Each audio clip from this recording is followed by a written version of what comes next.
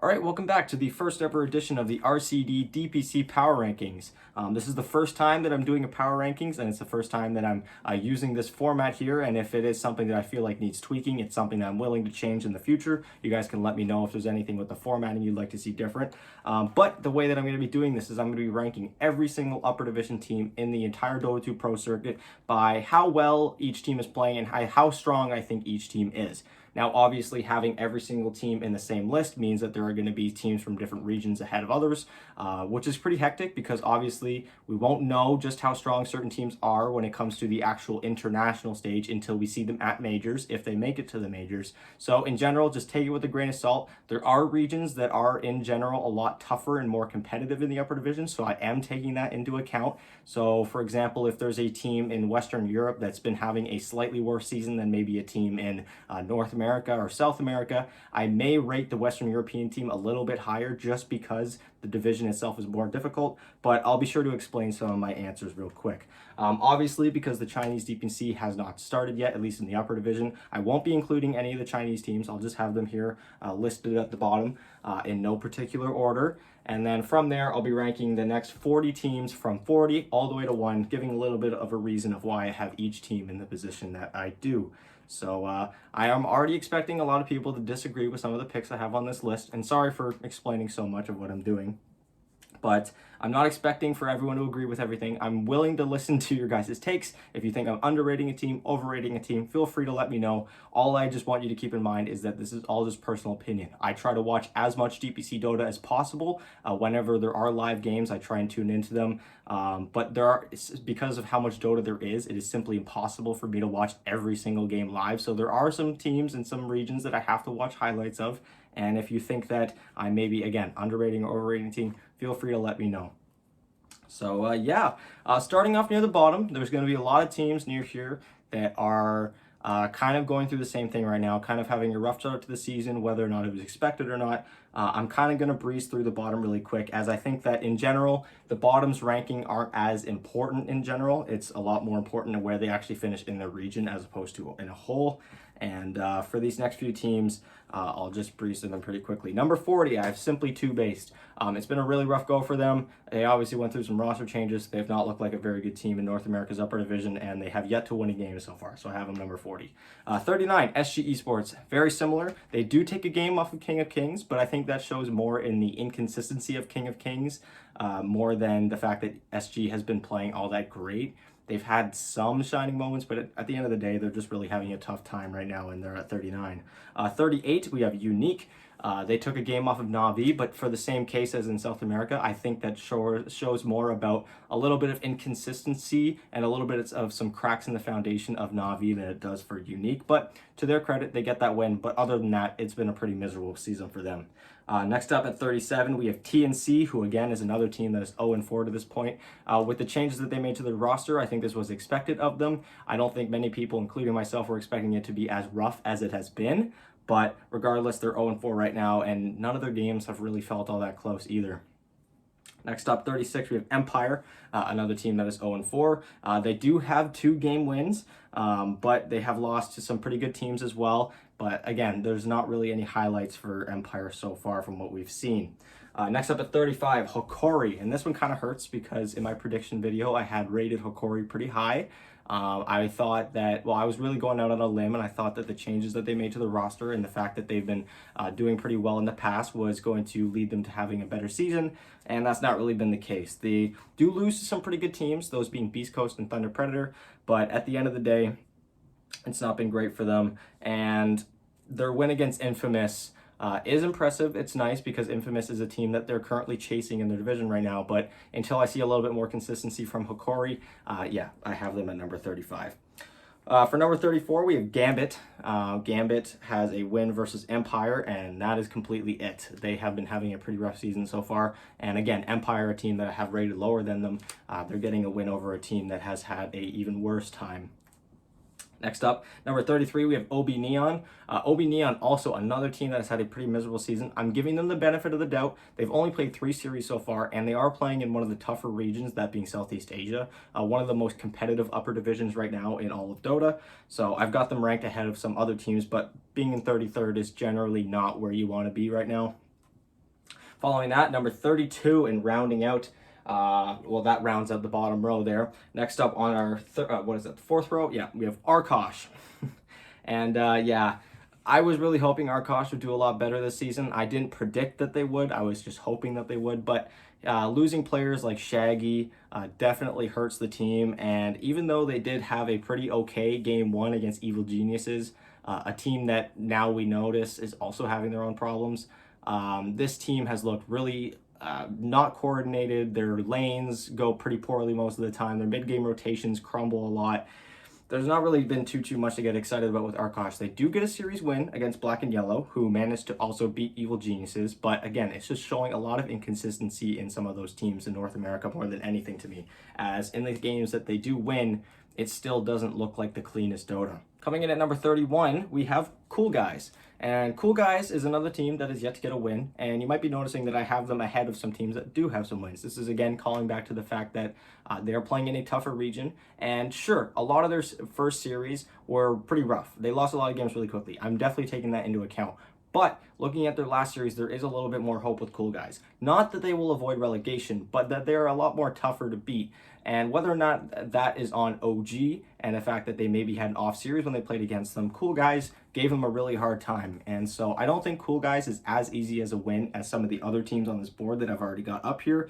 They're definitely tougher to play against than Arkosh, I would say. So that's why I have them at number 31, which is still not somewhere great. I know it's the last place team in Western Europe showing up as high as 31, but it's still pretty low. Following that, at number 30, we have Lava, who right now is having a pretty rough time as well. They're 1-3. Lots of rough losses. Their only win is against Sg Esports, who again, most teams are beating to this point. They have yet to get a win on SG. So yeah, it's been pretty disastrous for Lava so far. They're definitely not managing to hold on to some of that magic that they had on TI, because part of this roster did go to the TI. I believe it was the Thunder Predator roster that went completely winless. So yeah, not going too well there. Following that, number 29, Alliance. Alliance, I really like the changes that they made to their roster. They just have not looked like they're on the same level as some of the other teams in this division. And Western Europe has gone through a pretty big shakeup. The teams are definitely not, as a whole, as strong as they were in the last season, that's for sure. A lot of shakeups, but I think as time goes on, these teams will start to get better and better, and Alliance should be one of those teams as well. They're just having a pretty rough start right now. They do manage to pick up a win. It is against Cool Guys, which everyone has been able to beat them so far, but it looked good when they beat them, so I have them at number 29. Number 28, we have Black and Yellow. Now, Black and Yellow beats Evil Geniuses, and everyone loses their mind, because I believe this was the first series that EG lost. This happened before they lost a wild card, and everyone thought, you know, Black and Yellow, they're looking like a pretty good team. But the rest of the season outside of that series has been pretty rough. They lost to Arkosh, they lost to Undying, they lost to Four Zoomers, and sure, Undying and Four Zoomers are some of the better teams in the region, but losing to Arkosh doesn't feel all that great, and so there's just been a real lack of consistency for Black and Yellow, which is something that you can really say about most of the teams near them on this list, so that's why I have them at number 28. Now moving on to number 27, staying in Western Europe, well, from my past few picks, Nigma Galaxy. Yeah, same thing as the other teams, a real lack in consistency for them. They do win their last series against Team Secret, however, it was based off of the copying of a draft that they had lost to in the OGA Dota pit. And with beating Team Secret, sure, you may think on the surface, you know, beating Team Secret, that's no small feat. That is obviously huge, but the way that Team Secret has looked this year has been the epitome of lack of consistency. It really, you don't know what Team Secret you're going to get when you watch them. They're either going to be one of the best teams you'll ever see, and then other times it'll be the series versus OG, which was just utterly terrible. So I have Nigma ahead of Alliance so far. I think that they have been playing slightly better overall, especially since they did have a stand-in for those first two series, but I don't feel comfortable putting Nigma any higher on this list until I see more consistency, until I see them back to their old selves again, because right now, it's been a pretty depressing season for Nigma fans, I gotta say. Next up, at number 26, No Ping, who is currently 1-2 so far. They look good in their first series that they won. They beat Hokari, which at the time we didn't realize how much Hokari would end up struggling throughout the season. But then they follow up by losing to Infamous and King of Kings, who have been Again, kind of hot and cold here and there, so losing those two series doesn't feel all that great, and No Ping is kind of floating near the middle of the pack right now, but they're definitely falling out of contention for making it to the major. I don't think it was expected by anyone that they would make it to the major, but they're falling out of contention very quickly. Following that, at number 25, we have Wildcard, and this is a shocker to me because their first series that I watched after when they were known as D2 Hustlers, coming in from the lower division, I had predicted these guys to be at the bottom of the region, and after watching that first series that they had played, seeing all the new positions, all the new players, and Sammy Boy on position 5, it was a dumpster fire. But to their credit, they've really pulled themselves together since that first week. They've looked a lot better. They picked up a win against Evil Geniuses. They beat Arkosh, who again has not been playing all great, but it's a win nonetheless. You need to get those wins. And their only two losses so far are to the two best teams in the division right now, and that is Undying and Quincy Crew. And even in that series against Quincy Crew, they took a game off of them. So all in all, I think things are bright for Wildcard. I would not be surprised to see them actually rise up further than this on the board. But again, factoring in every single series that they've played to this point, I think having them at 25 is a pretty healthy spot right now.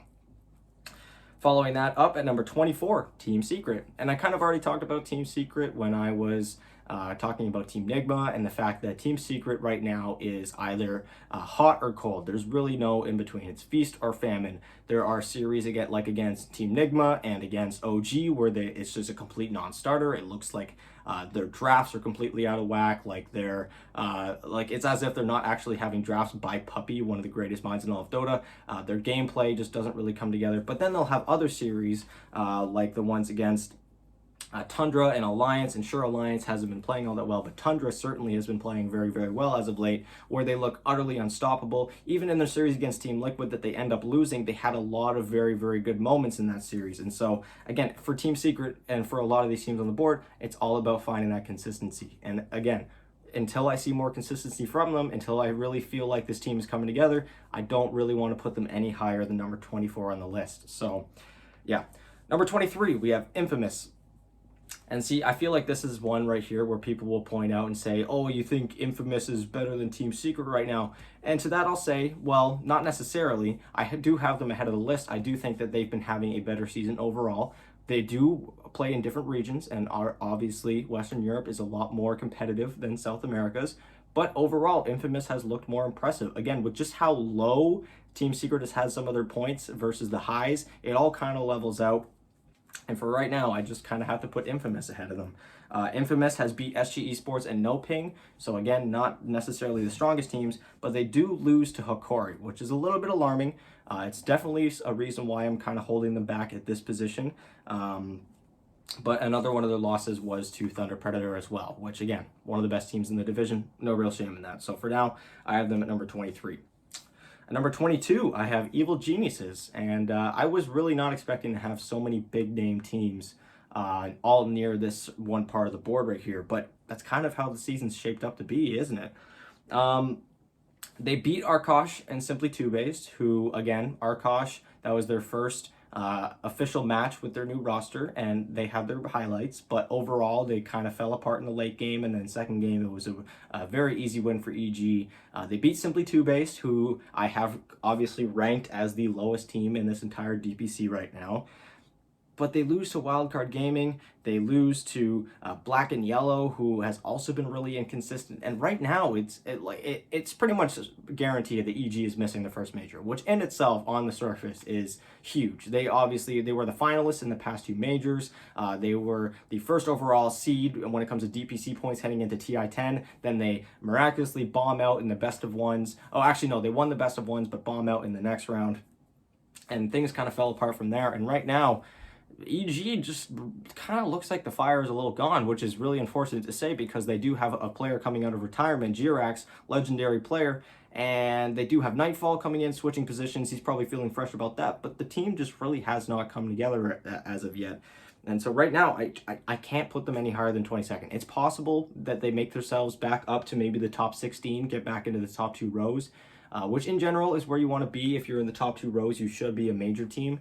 But as of right now, there's no way I can put Evil Geniuses any higher than 22nd. And even 22nd, I think, is putting it really lightly. I think I'm really still giving them the benefit of the doubt with just how bad they've looked at certain times. So, they could still drop from here.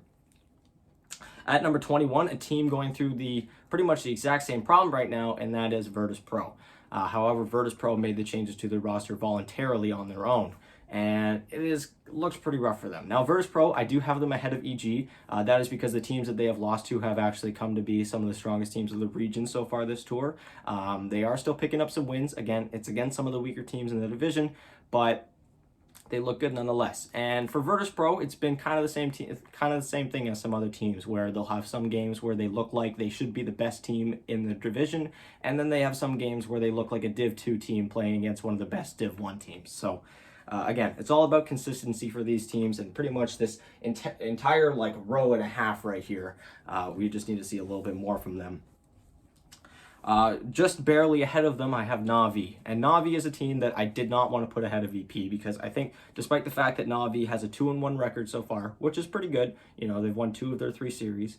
In those 2 series that they won, however, it was against the 2 weakest teams in the division, that being Unique and Empire, who have yet to win a single series yet. And even in those series, they dropped games to them, but all in all, they're winning the series nonetheless, and so a few individual games shouldn't outshine the fact that they've been playing pretty well overall. And so having them at 21st is a pretty comfortable spot for me. At 20th is a pretty comfortable spot. Next up at number 19, and taking a little bit of a dip if I had done this list back when I had wanted to, is Motivate.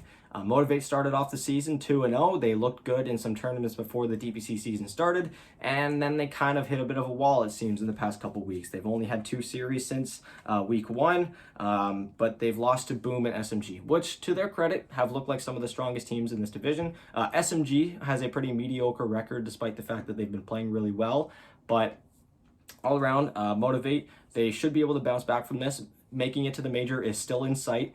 They just need to win their next few series and get ahead of some of the other teams that they're tied with right now, like Fnatic, like SMG. I believe there's one other team that they're tied with. I know Execration has 2 wins as well, but they have 1 less series. So yeah, at the end of the day, Motivate still has a lot of placement to move up this board. It's only a matter of if they're actually able to pick up a few wins in their coming matches.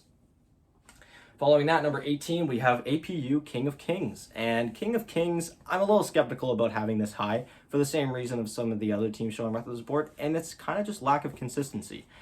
They have their first series against Beast Coast, where they almost upset Beast Coast, but again, they kind of slip apart. But, you know, they're playing against one of the best teams in the division. The fact that they were able to put up such a huge lead at certain points of the game and really threaten to win that series is impressive on its own.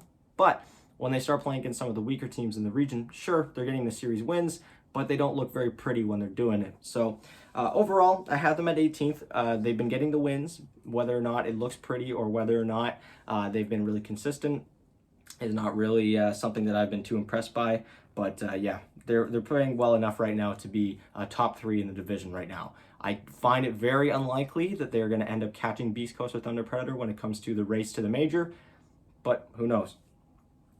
Number 17, Execration. And Execration has a pretty solid record so far. I have them a little bit lower than I think some people might expect, but that is because both of their series wins so far are against the 2 teams that are winless in this division. So the same kind of reasoning of why I have Navi slightly ahead of Virtus Pro. They do have a better record, but they have played against some of the weaker teams in the division. So until I see Execration up against some of the more steady teams, some of the higher tier teams in this division, and actually still pulling up wins, I don't really want to put them up any higher than 17th. They lost their series to Motivate, which is one of the teams that they are currently in the hunt against for the major slot. So I need to see a little bit more from Execration before I put them up any higher here. Now moving into the top 2 rows, which in general is where you want to be, because there are 18 teams going to the major. So in general, if you're anywhere near the top 2 rows, you should be a team attending the major, unless you're from a region that only has 2 DPC slots, like my next team, 4 Zoomers from North America.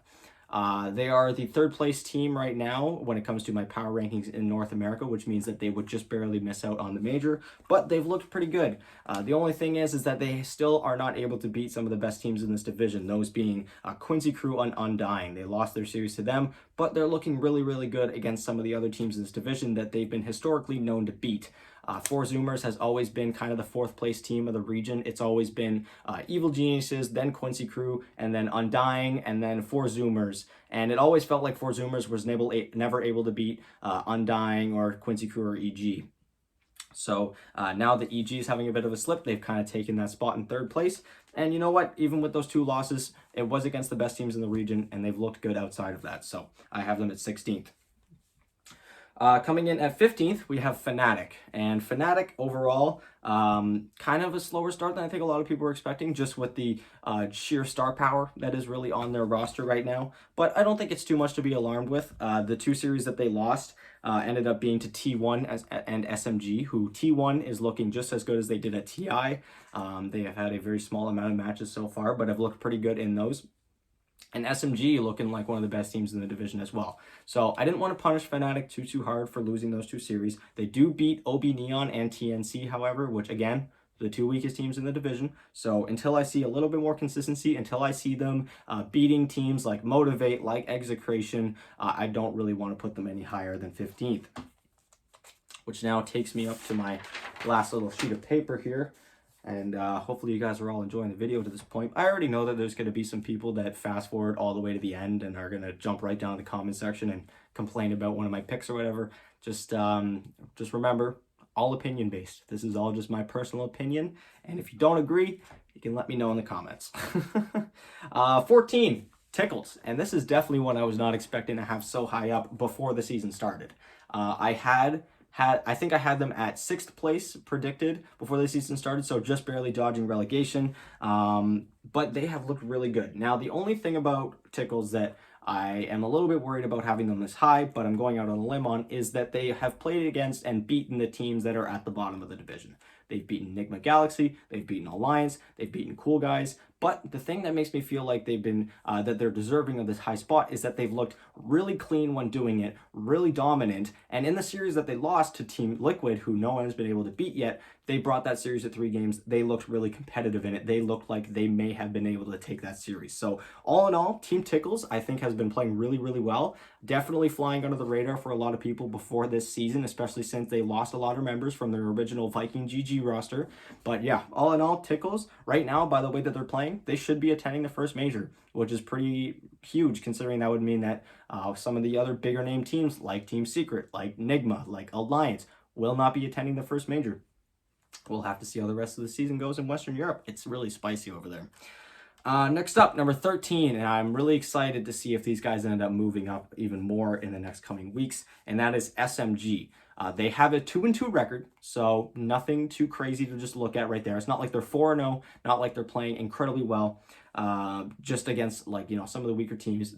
But those 2 series losses are against T1 and Boom, who are clearly proving themselves to be just on another level of the other teams in Southeast Asia. For a lot of the teams in this region, they are very good, but T1 and Boom right now seem to just be playing the best Dota in the region. And SMG has been able to beat some of their closest competition so far, those being Fnatic and Motivate. They have still yet to play against the weakest teams in this division, like OB Neon and TNC, which I'm not saying are going to be free wins. We have seen some pretty big upsets now and then in the DPC. But in general, SMG looking like the most likely contender for that 3rd DPC slot to the first major. And I'm personally rooting for them. I've found it really fun to watch them as of late. Coming in at number 12, and possible to go down from here. It's definitely me going out on a limb here, but I think that they've been playing really well, especially in their opening series against Virtus Pro that they won, and that is Hellraisers. Hellraisers definitely not a team that I was expecting to do so well before the season. I immediately wasn't too impressed with their new roster, but after taking another read at it again and watching a lot of their games, having Watson coming in and Limitless, it's funny because a lot of those players were on Bait, and Bait really had a mediocre existence to this point, and yet they've had some amazing players like Limitless and Watson so far that have looked amazing. Gilger coming in. Rebel is having a fantastic season. He's appearing at the top of the XPM and GPM charts week after week. And all in all, even though they haven't played against some of the strongest teams in this region, 2 of their 3 wins being up against Gambit and Unique, who find themselves lower on the board, they do beat Virtus Pro, which really shocked everyone. And in that series, they looked pretty dominant as well. So again, they haven't really had the toughest competition yet. They have yet to play against PuckChamp. They have yet to play against Team Spirit. But when the time comes, we'll end up seeing where Hellraisers sort of ends up as the season goes on. Next up, number 11, OG. And again, another case of a team that I wasn't expecting to be this high up. Not because I have necessarily anything against any of the players or the team itself, just because of the fact that this was such a quick roster to come together. It was a brand new roster. There was no members of OG sticking around for this team, and they just came out of the gate swinging. I mean, even in that first series that for Team Secret looked disastrous, I think Team Secret would have lost that series against a stack of pub players, if I'm being honest, by the way that they were playing. But that's not to take anything away from OG, because they still played some of the cleanest Dota that I've ever seen a brand new team play. And even though Team Secret was playing like some of the worst Dota they've ever played, OG was looking like they were playing some of the best Dota I've ever played. And not just because Secret was playing so badly. They were playing very clean, very well executed Dota all around. And they've kind of been doing that for the entire season up to this point. The only series that they've lost so far has been to Team Liquid, but everyone has lost to Team Liquid so far. And even in that series, they take a game off of them. All in all, OG should be a contender for that major slot. They should be finishing at least top, I'd say 3. And yeah, I'm really excited to see just how far this roster goes, as it has been such a pleasant surprise to watch them. So yeah, OG at number 11. Coming in at number 10, yet to have a loss this season so far, we have Beast Coast. And I have Beast Coast maybe a little bit lower than some people were expecting, just because, again, taking into the account that some regions are a lot more competitive than others. But also, Beast Coast hasn't played as many series as some of these other teams here. They have played against some pretty good teams, but until I see a little bit more from them, I'll feel a little bit more confident about having them up on the list, which means I'm expecting them to be climbing throughout the next couple weeks. But for now, I have them at a nice 10th spot. They've beat some teams like Hokari, like Lava, like Kings, who have been, again, pretty hit or miss. Kings is pretty highly rated, but I'm really excited to see them play against some of the better teams in this region, or the only really exceptional team in this region, and that being Thunder Predator. And then from there, we'll be able to see just how well they're doing. Coming in at number 9, we have Tundra. And Tundra, I'm definitely giving the benefit of the doubt. They have had a rough couple weeks since week 1. They started off by beating Team Nigma and Alliance, who have been having a pretty weak season to this point. Then they follow that by losing to Team Secret, who again has been either really hot or really cold. So that could have just been a series that Team Secret was really just on it. And then they lose their next series to Team Liquid, who again, no one has really been able to beat Team Liquid to this point. But they do win the OGA Dota Pit, and I don't want to use too much information from outside tournaments. I understand that tournaments outside of the DPC are not played to the same competitiveness as the actual DPC in most cases. Some teams are playing it more casual, like Team Spirit mentioned, even though they went to the grand finals of that. But they have looked, Tundra has looked really good for basically the past half a year. The back end of Season 2, when they did those tiebreakers against OG and Brame, the TI-10 qualifiers where they went to the grand finals, and then just all around the season, the week leading up to the few rough weeks that they had, they looked really fantastic. So I do have them at 9th, which again is a little high for a team that has been playing the way Tundra has. I am giving them the benefit of the doubt, and if they do manage to pull some more, pick up some more losses along the way, they will be having a pretty significant drop on the board. I just don't want my board to be so reactionary where if a team just loses a series, I immediately drop them down like 20 spots or anything like that. I think the lowest I would have Tundra is somewhere around like the 13, 14, 15 range, but for now I have them at 9. Coming in at number 8, we have PuckChamp, who has been having a hell of a season so far. Their only series that they've lost has been Team Spirit, who of course is undefeated right now. They have looked fantastic. But all in all, PuckChamp, they're looking really well coordinated. They're picking up really nice wins. They have really nice drafting synergy. And it really looked like at the start, teams weren't really taking them all that seriously, especially that first series against Navi, when Navi just kind of gave them the same draft over and over in both games, and they just kind of got smacked by it both times. But yeah, all in all, PuckChamp is looking like one of the best teams in the region, and definitely leading the race right now for a major slot. Now, they do have more series played than some of their other team, like pretty much every other team in the region, including Team Spirit, but they're looking like they should be attending the first major, which will be really exciting to see just how they do against some of the other teams in the other regions. Coming in at number 7, who is 4-0 so far, we have Quincy Crew, a team that I was not expecting to do this well. Honestly, I thought Quincy Crew was still going to be one of the best teams in North America. I think I had them 3rd in my predictions, especially with just how many changes they made to their roster, losing the most of it. 3 out of the 5 players leaving and bringing in 3 more brand new players.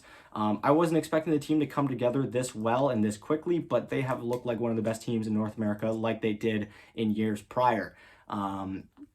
Now, compared to another team in North America that is yet to show up on the board, who you may have already figured out by now, I don't think they're playing as cleanly as that other team, and we'll talk about that more when I do get to them, which is why I have them a little bit lower. I'm really excited for them to play against that other team, though, and I really want to watch that matchup.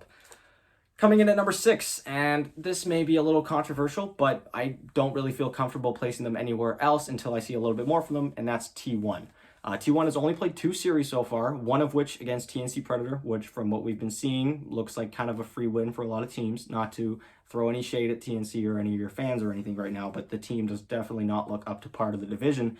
But they have looked really, really good in their games. They're definitely deserving of being somewhere as high as 6th place. It's just a matter of, will they maintain that consistency throughout the next few matches, throughout the next few weeks? And again, for T1, I would not be surprised if they end up higher on the list with how well they've been playing, but just because of the fact that they only have 2 series played so far, I just can't really justify putting them higher up on the board than some of the other teams here. Speaking of which, at number 5, we have Thunder Predator.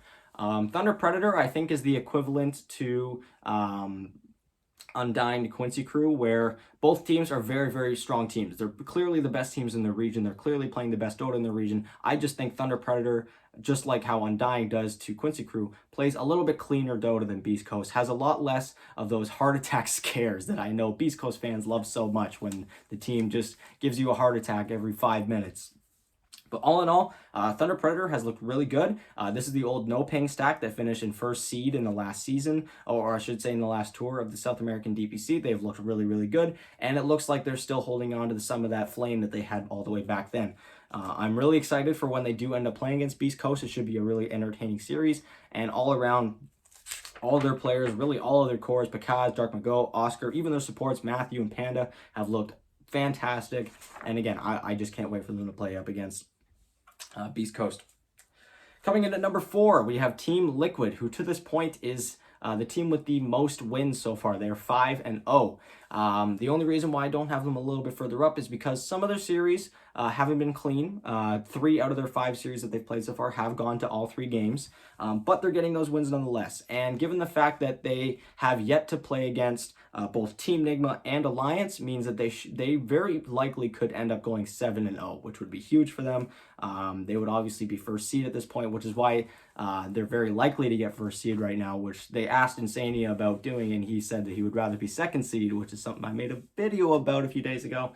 But anyways, yeah, Team Liquid all around has looked really good. Their team's been really coming together. It felt like before the season started, losing players like Taiga and Koikfa was really going to hurt them a lot more than people were thinking. But when you bring in talent like Matumbaman and like Zai, yeah, those holes are going to be filled up quite nicely. I did not mean for that to sound as inappropriate as it did. But yeah, I have Team Liquid coming in at 4th place. 3rd place, also undefeated so far, Undying. And I obviously alluded to this when talking about Thunder Predator and Quincy Crew. Yeah, Undying, they have looked super clean. Their drafting has been really, really well executed. I think the fact that they've stuck together for longer than pretty much every other team in North America has is definitely a huge benefit to them. It's the reason why I think they're playing a little bit cleaner and sharper than Quincy Crew to this point. I mean, just watch one of these guys' games where they went behind, where they were falling behind in the mid game, because it's been touched on numerous times that they don't necessarily win all of their lanes. They don't crush all their lanes in snowball games that, you know, Evil Geniuses would last year. These guys oftentimes are playing from behind heading into the mid game, but their mid game execution and team fighting and their ability to just play the map really well and figure out exactly what they need to do to come back into a game even when they're really far behind is really something to behold. And I've already mentioned this before. I think it was in my North America week review where I likened them to the past year of watching PSG.LGD. Now, obviously, not to the same level as PSG.LGD. And when I start ranking these Chinese teams in the power rankings, very likely PSG.LGD ends up in my number 1 or 2 spot. But it has been really fun watching Undying. I've been a really big fan of watching them ever since their run at TI. And all in all, yeah, they're my number 3 team right now. I think they're playing really great. It would really suck to see them kind of bomb out of the major, kind of like they did on the main stage of TI. So I'm hoping that doesn't happen. But right now, they're pretty locked in for a major spot, which is going to be the first time they're going to be going there as a team. So pretty exciting for them. And now we are down to our top 2 teams. Do you guys know which 2 teams are missing? Feel free to pause it, leave a comment or something like that if you know which 2 teams are missing. Starting off with number 2, Boom Esports, which is pretty fantastic considering this team, keep in mind, this team was supposed to be in the lower division during this tour, but because of the fact that Omega, the esports organization from Southeast Asia, got caught up in a match-fixing scandal, which ended up just being the players caught up in a match-fixing scandal, and Omega has actually been unbanned now. Boom was brought in to fill that slot because that whole scandal only took place a few days before the season started, so they needed an 8th team to come in and fill that slot. And now they've come in, and now they look like one of the best teams in the world. And I mean that. They are playing some excellent Dota. They're beating some of the best teams in the region. They're showing that they're able to reliably take down really, really strong teams like SMG, like Fnatic, like Motivate. They do have a win against OB Neon, which sure may be free, but it's a win nonetheless. And these guys are likely going to be the top competitor to be fighting off T1 for that number 1 spot in the region. So again, really excited, really impressed with their play so far. It is likely that T1 does surpass them on my power rankings. Again, I'm not necessarily saying that Boom is a better team than T1, but I just haven't seen enough from T1 yet to have them higher just because they haven't played as many games. So keep that in mind. And now for my number 1 team, and I don't think this is controversial. We have Team Spirit. Now, they have only played 3 series so far, and they have played against some weaker teams like Unique and Empire, but they're the defending TI champions. They've looked really solid in all of their wins so far. They just made it to the grand finals of the OGA Dota Pit, which again, not to allude too much to outside tournaments that aren't a part of the DPC or anything, but I think until these guys are beaten once in the season, or until they're beaten at the major, until they're dethroned, they're the number 1 team. I can't not have them number 1 when they haven't lost a single game or a single series other than the grand finals of the OGA Dota Pit since TI. So, and the team they lost to was Tundra, so it was a very good team. But yeah, all in all, thank you guys so much for watching. This has been my power rankings for everyone who skipped right to the end to see my results and immediately go to the comment section to complain. Thank you guys so much for watching. I appreciate your opinions. But again, if you disagree with anything or think I'm overrating or underrating a team, feel free to let me know. I'm going to try to do this every single week. My aim is to do this every single Friday, starting on, so I guess the 5th would be the 14th. My next one should be on the 14th, so a couple of weeks away. And yeah, thank you guys so much for watching, and I will talk to you guys tomorrow with another video. Happy New Year. Bye.